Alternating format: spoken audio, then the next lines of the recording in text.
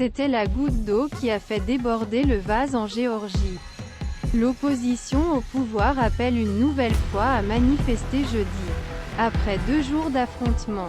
Cependant, autorités ont retiré la loi répressive, qui prévoit que les ONG et médias sont obligés de s'enregistrer comme « agents étrangers » à l'origine des tensions dans le pays. Législation inspirée notamment du modèle russe.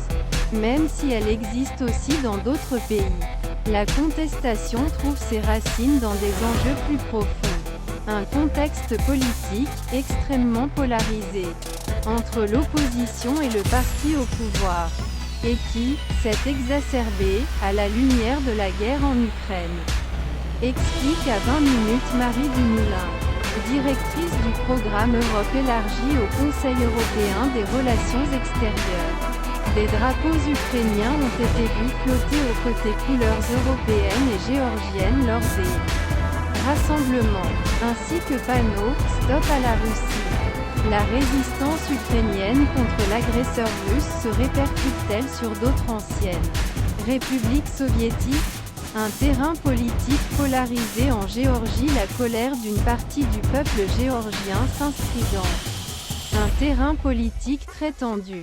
La société est divisée entre les partisans du parti au pouvoir, le rêve géorgien, et une opposition, galvanisée par la guerre en Ukraine et l'incarcération de l'ancien président, Mikhail Saakashvili. Explique Marie Dumoulin. Le texte controversé est une tentative prise de contrôle de la société civile dans une trajectoire populiste et souverainiste. L'enjeu est plus interne qu'externe et le prisme déformant qui oppose simplement pro-Russie à pro-Europe ne tient pas compte des vraies divisions. Prévient-elle. Le parti Georgian Dream, au pouvoir depuis 2012, a mis en place diverses politiques ambiguës. Fondé par Bidzina Ivanichvili, un oligarque qui a fait fortune Russie, le parti montre plus en plus une tendance pro-russe, tout gardant un pied dans communauté euro-atlantique.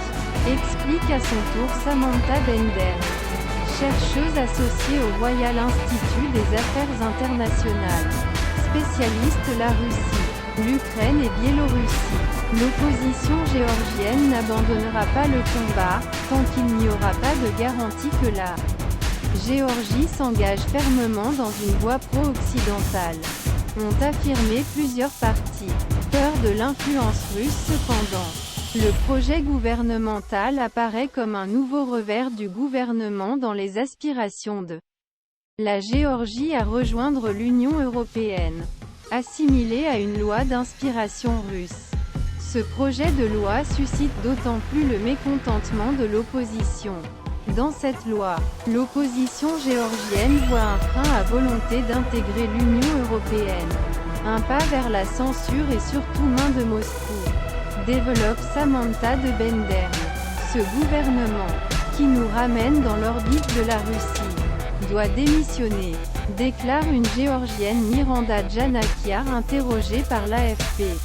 Ces manifestations expriment une crainte d'une influence de Moscou sur le pays. Que Russie mette la main sur Géorgie comme elle l'a fait en Ukraine. Ajoute-t-elle. Le Kremlin a également fait part dans la matinée de ses inquiétudes concernant le mouvement de contestation, tout en affirmant n'avoir absolument rien à voir avec cela. Impact économique. Réaction relativement faible contre Moscou et flux de migrants russes ayant fui la guerre accentue encore les tensions. La guerre a aussi exacerbé l'influence de Moscou sur Tbilissi. Selon Samantha de Bendern. Selon un rapport publié par l'ECFR décembre. Coalition au pouvoir en Géorgie semble effet entrer progressivement dans la sphère d'influence de Russie. Avec la violence de la guerre, les Géorgiens pro-européens se sont dit « Nous sommes les prochains ». Abonde Samantha de Bendern. Géorgie et Ukraine. Même combat? La Géorgie pourrait-elle alors subir le même sort que l'Ukraine?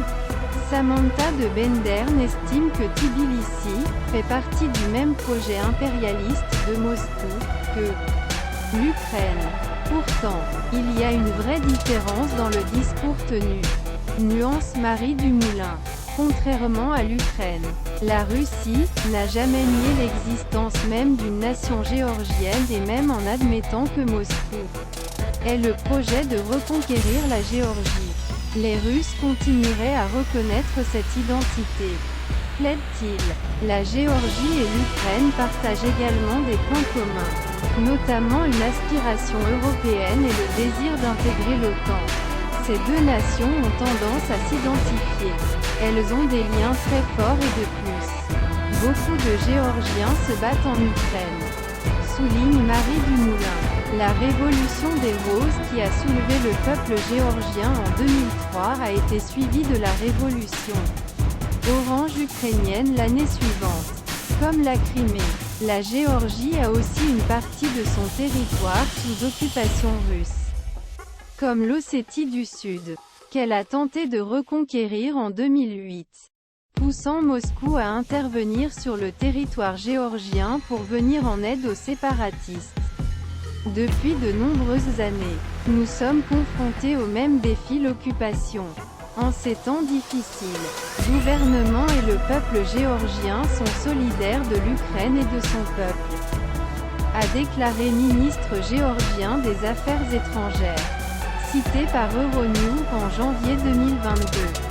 C'est pourquoi aujourd'hui, le jaune et le bleu ukrainien flottent au-dessus de la foule des opposants géorgiens, qui veulent conserver leur indépendance vis-à-vis de l'ours du Kremlin.